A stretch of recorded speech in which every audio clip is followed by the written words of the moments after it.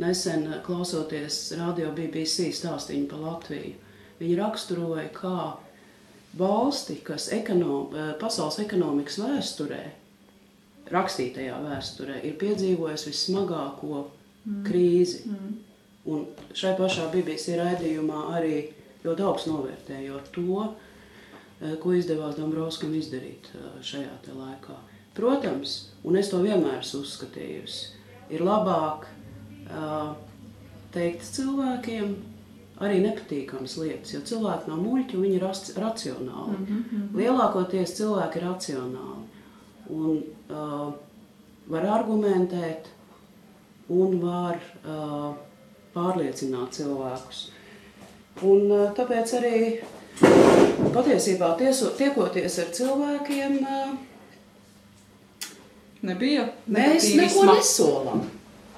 Mēs tiešām neko nesolam. Mēs ar cilvēkiem runājot, es stāstu, kā es redzu, kā man liekas, kā lietas attīstīsies.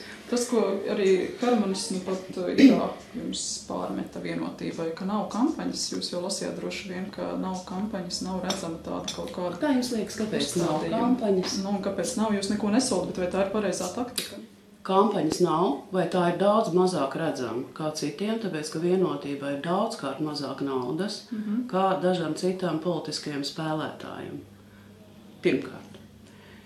Otrkārt, runājot par to, kas ir galvenais uzstādījums Vienotībai un ko mēs atkal un atkal pārunājam ar cilvēkiem.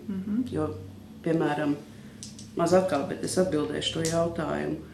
Mūsu Zemgales vēlēšanu apgabalu Vienotības cilvēki, mēs esam apņēmušies izbraukt visus Zemgales novadus, kas nozīmē, ka mēs Zemgalē esam 2, 3, 4, šodien 5 dienas nedēļā, es esmu kaut kur Zemgalē.